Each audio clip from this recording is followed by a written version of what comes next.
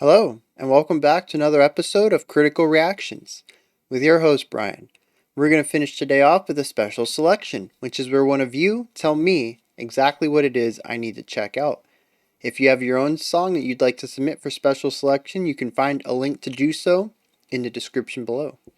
Today's special selection comes at us from Christopher, Silent Planet, Till We Have Faces. We checked out some Silent Planet yesterday. What is that doing there already? And I'm pretty excited to dive back into them and see what's going on. So we have some Silent Planet Till We Have Faces.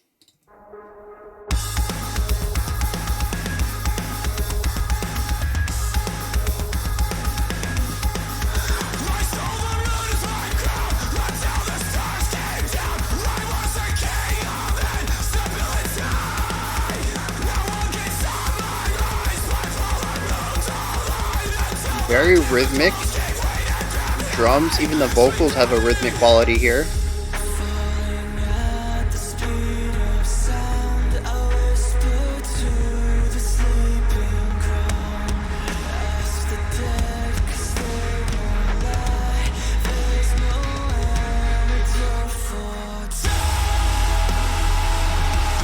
Coming in real hard, strong atmosphere.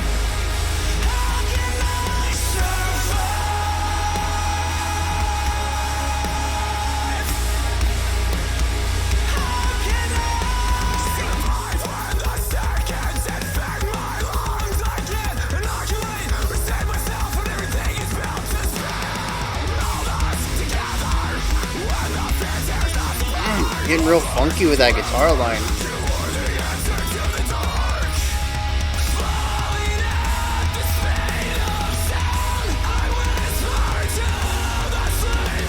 This is a line that was clean sung last time. Interesting.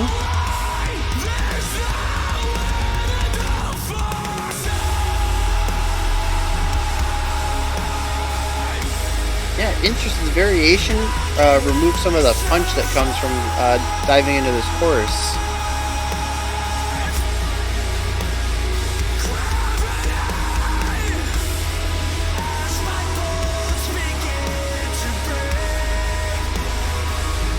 I like that levity that we're feeling on the outskirts of this track.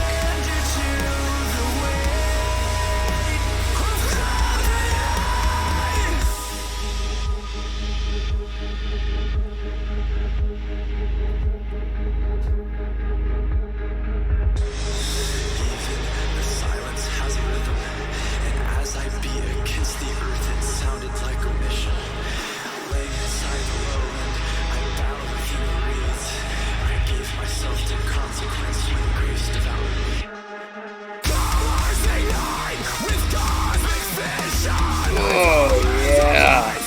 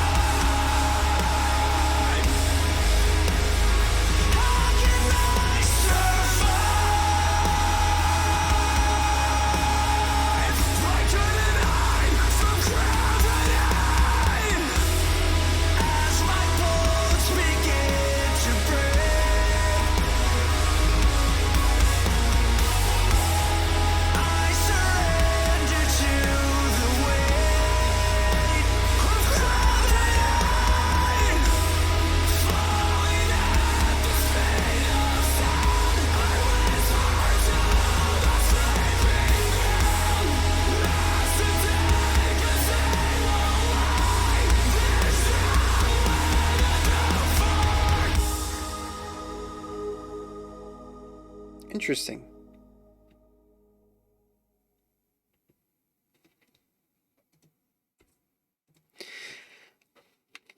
So the song bounces back and forth between two main ideas. One is more melodic and one is more rhythmic. And even the melodic aspect is rhythmic in some of its qualities. It's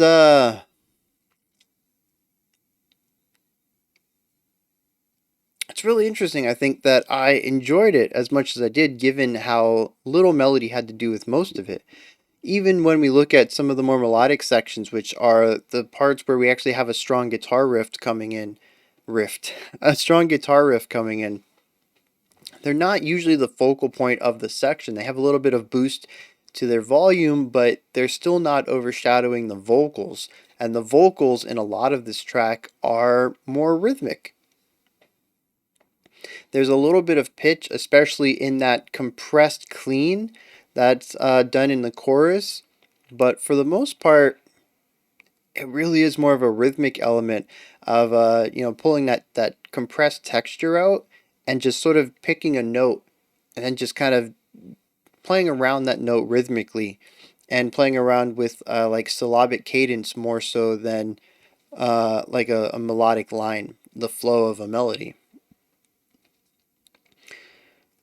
So yeah, like I said, it's interesting because it's not my type of music. That's not to say that I don't enjoy textural music often. There's definitely a few songs that I'm like that I really enjoy that are done very texturally, but it's not my standard mode, I guess you could call it. I'm usually more of somebody who enjoys the more melodic elements in music, and a lot of times, even when we look at some of these harsher genres, I tend to enjoy the sound and not so much the style. I usually like death. I'm not a huge fan of death metal, but I enjoy melodic death metal. There's quite a few bands that I enjoy in that area. And it's because they bring the melodic element to that specific sound that they're creating. I'm a sucker for melody. I am, and this song, it has. I mean, the chorus is a catchy hook, and there's, like I said, there's some melodic elements to that, and I really enjoyed when the guitar came in with some of their riffs. But overall, this is not a song that I would expect myself to have enjoyed as much as I did. Now, with that said, I do want to focus on some of the things that I think they do well, and much like yesterday, it's a lot of emphasis on atmosphere. They have some synths that kind of sit on the outskirts of the sound, and it really it creates the vibe for everything, right? It actually sits within some of the guitar chords as well. They work together to create this vibe that everything is played around within. The bass and the drums and the vocals all sit in this pool of guitar and synth vibiness. So we get the emotion that we're supposed to feel from the chords and the textures in the timbres that are creating these chords. And then within that, we get the rhythmic structure. We get the energy, we get the drive, we get the emotional aspect of those compressed cleans and the fry vocals. And that's how a lot of the song is constructed. Even when we look at the chorus, where the vocals turn into something that's a bit more of a compressed clean rather than a fry, we have a little bit of melody there where we have some movement and range, but it's still played within this sound of chordal structures from the electric guitars and the synth. And I mean, that's what they do in a lot of this track. And I think it's really interesting that they can create something catchy and emotive while staying to something so simple. I wouldn't really say there's a lot of complex elements here. We have the chord progressions. I believe there's two main ones. We jump around between the verse and the chorus. I wouldn't say that there's a lot of difference between them. It's a minor variation that creates some small emotional changes. And then we have the change in the vocal timbre from the fry to the compressed clean. Although on the first verse we did have, oh, not the first pre-chorus, that's what it was. We had the clean vocals there. I thought that was interesting. Yesterday I saw that they had multiple vocalists. I'm curious if one of the secondary vocalists was doing the clean there. Also, though, I wonder why they didn't continue that on. One of the cool things about bringing it down is contrast. We sit at a 10 as far as vocal intensity goes. And then we move from that to about a 5 with that kind of breathy, airy, chest level, very comfortable, clean vocal. And then we bring it back up to a 10 with that short moment of silence, maybe a beat, 2 beats tops, that goes into the compressed clean in the chorus, and we get that really nice punch back up to the 10, and it hits. It has impact because of bringing it down. We're dropping the dynamics a little bit.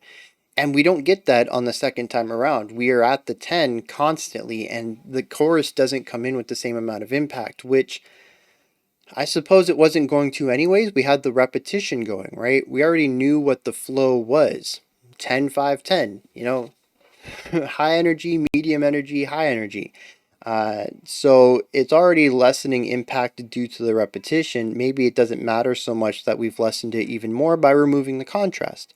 I don't know in particular if that's why they went about doing it. Maybe there's something in the vocals in the lyrics that are gonna tell me why they chose this, but I think it's an interesting idea to have that strength and power and impact the first time around and then to just ignore it the second time. Now the bridge does introduce a new element, which is that moving guitar line, and I think once again it's a really nice contrast to what we've seen previously. We had a lot of moments based on rhythmic complexity versus those long held out chords, and that's what a lot of the song prior to the bridge is formed by. And we move into this new section with this guitar line, and instantly it's groovy. It's not so much about feeling the vibe, it's about moving your body with what's going on. And I love this little bit of contrast, even though it is short lived, unfortunately. We move from the bridge into the final chorus rather quickly, and that's where we end the song on. I do really like the way well, we'll get into that in a second when we dive in. I'm going to dive into the lyrics right now. Give me a second to read these, and we'll see what's going on. Interesting. So it actually tells a linear story, which I think is very cool, and it tells it metaphorically. But I think the more interesting part is that there's a line in here in the second stanza that says there's no antidote for time. And man, if time isn't a concept we have heard from Silent Planet before. Just yesterday, we listened to a song called, Terminal. And there were 2, 3, maybe 4 allusions to basically, running out of time or having a limited amount of time and watching it fly away in that sense. This one is a little different, but it still looks at the mortality of humans due to the passing of time. There's even a part in, we'll get to that in a second. So I said that this has a bit of a linear element to it. It says, I stole the moon as my crown until the stars came down. I was the king of instability. Bipolar moons align until the chemicals gave way to gravity. So we have this element of elation and bringing in some astronomy into this. And so we have the moon, we have stars, gravity. We're looking at more of a scientific angle on this story. And as this gravity comes in, he says, sweet gravity, falling at the speed of sound, I whispered to the sleeping ground, ask the dead because they won't lie. There's no antidote for time. How can I survive? And we're going to move to the next stanza because there's some really cool things going on here. So he repeats the idea, how can I survive when the seconds infect my lungs? Once again, the idea that time will take us all. Right? This concept of our mortality is so baked into this song. I wonder how often Silent Planet creates songs about the human condition, about mortality. It seems to be on their mind often. Says, I can't save myself when everything is built to spill. Hold us together when the fear tears us apart. Lovers forever, you're the answer to the dark. So we have this as concept of rising to some sort of peak, right? In this metaphor, he stole the moon. That's his peak moment. He went all the way up to the moon. He stole it. He calls himself the king of instability, but gravity kicks in, and he's plummeting quickly to the ground, knowing that it will kill him. And I see this very much as sort of an idea of what to do with a life once you've peaked. What is the purpose? Does it feel like the last half of your life is hurtling towards your death? What can you do to stop it? Well, he knows that there's no antidote for time, right? He asks, how can I survive this, in a way of asking, how can I be immortal? And almost 2 seconds later, 2 lines later, anyways, answers his own question. I can't save myself when everything is built to spill. The human body is frail. It's not meant to stay together. It's meant to eventually, pass away. We repeat the chorus again, and then we move into a new section. It says, as my bones begin to break, I surrender to the weight of gravity. And I think this is interesting because it implies a letting go of the fear, right? Saying, okay, maybe my life is half over, and I'm not gonna peak again. I'm not gonna have a new height, and maybe I am on my way to my death, so to speak. But let's be along for the ride. It's going to happen whether I fight it or not. But then the song kind of shifts to an angle that I'm not quite sure where it's going for. He says, even the silence has a rhythm as I beat against the earth. It sounds like omission. Laying inside the lowland, I bowed within the reeds. I gave myself to consequence when grace devoured me. Unless this is a way of saying I take responsibility for the actions that led me here. Maybe the fall from grace of being this king of instability wasn't necessarily just time, but it was also another element, maybe hubris.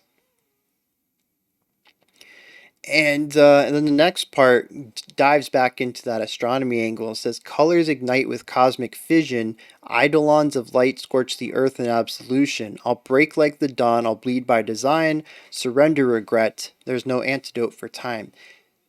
This one goes right over my head. I think there's a couple words in here I'd have to pull up a dictionary for in order to get the full understanding of.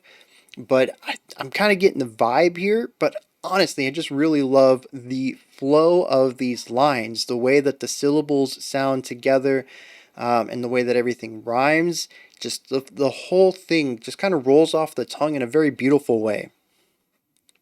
Then we return to a mix of the beginning of the bridge and the chorus combined, and finish out with the pre-chorus. And it's really interesting. Just continuing this trend of having mortality on the mind and singing about it. And there seems to be a lot of life experiences held within this group. I think there's 4 people in here in Silent Planet, and they have a lot of experience, I think, between them, and pulling stories and ideas out of the way that they feel, and it coming together to form at least 2 songs about something everybody's going to face, a very human element. And I think it's fascinating because I don't think we've listened to too many songs that deal with our fleeting time in this plane. And at least 2 of the ones that we've listened to, and I'm don't think I could count more than the number of fingers I have on my hand for how many times I've had this topic come up on the channel. 2 of them at least have come from the same band. That's just kind of bonkers. It really makes me want to dive into the rest of their stuff and see what other heavy topics they speak about. And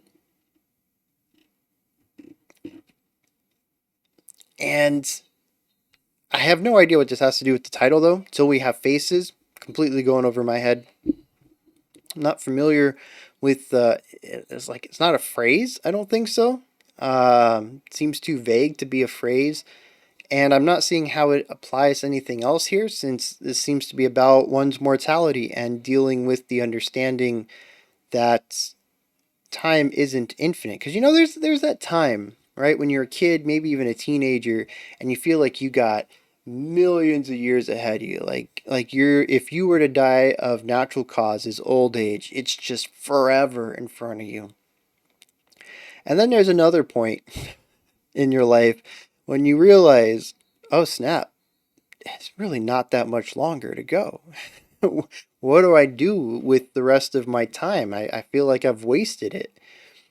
And there doesn't really seem to be any middle ground. You just kind of wake up one day and feel that, life's almost done. That was me when I turned, I don't know what it was special about 30. When I turned 30, it was just, that was it. I started feeling like I was flailing a bit. And what felt like an eternity ahead of me was now so small.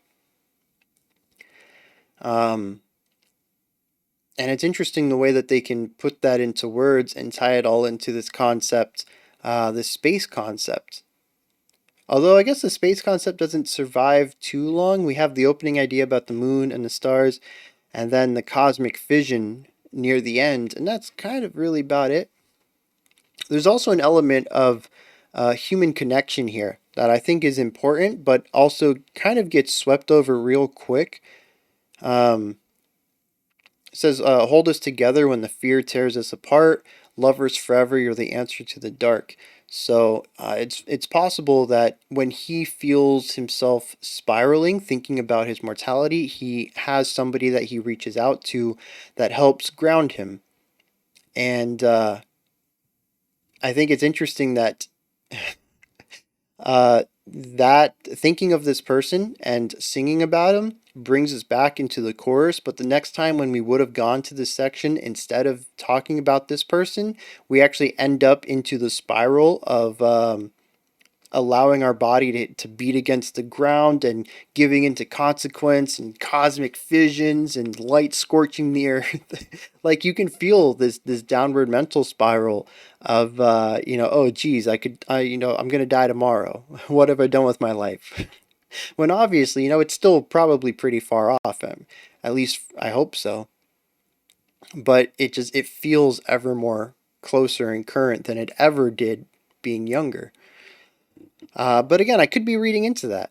I feel like I was reading into some of Silent Planet stuff yesterday too. It just, their words, they connect with me, right? I don't know if it's just these two songs that happen to, or if they just constantly speak on elements like this, but it's just really bizarre.